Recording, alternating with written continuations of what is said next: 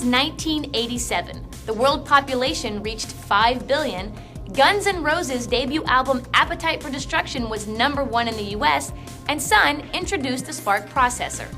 And for Microsoft, expanding globally was a great way to start off the year, as it launched an official subsidiary in Spain. On April 2nd, Microsoft and IBM announced OS/2.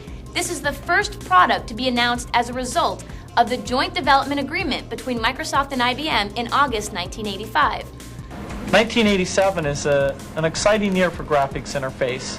The increased popularity of the interface has meant that the sales of the Macintosh have been accelerating, as well as all the great software that's sold on Macintosh. It's also meant that over in the MS-DOS world, the new machines are being designed with better graphics built into them and also with higher speed. A very good example of this is IBM's new Personal System 2. If 1987 has been a turning point, what can we expect over the next few years? Well, the hardware that's going to be sold over the next couple of years is really a new generation of machines. And this generation is even more important than the original PC. This generation of machines will be characterized by the use of advanced microprocessors like the 286 or the 386.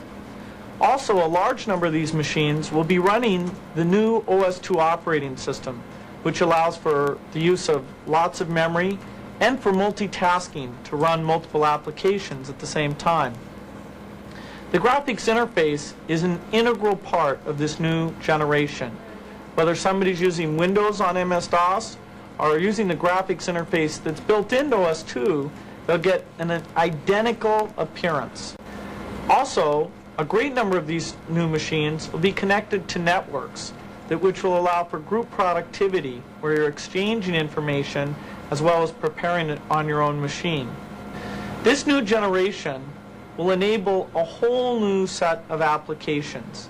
In fact, there'll be hundreds and hundreds of great applications that take PCs much further than they've gone before and allow us to move towards this exciting vision of a machine on every desktop.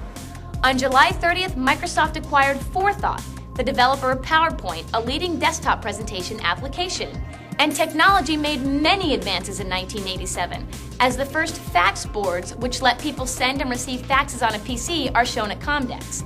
Sun Microsystems debuts its first RISC, Reduced Instruction Set Computing Workstation, and IBM introduces the PS2, popularizing the 3.5-inch floppy and bringing 256 color displays to home PCs for the first time through the introduction of the VGA standard.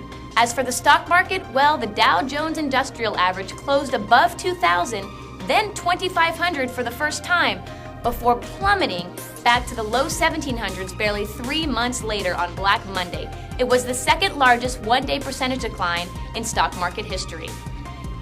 On September 8th, Microsoft shipped its first CD-ROM application, Microsoft Bookshelf. It was a collection of 10 of the most popular and useful reference works on a single CD-ROM disk. Come October 6th, Microsoft announced Excel for Windows, offering unprecedented functionality, presentation capabilities, and customizability to spreadsheet users. It was 1987, and the year-end fiscal sales totaled more than $345 million. And the 1987 fiscal year employee headcount was 1,816 people. And looking forward, Microsoft has a lot more to prove.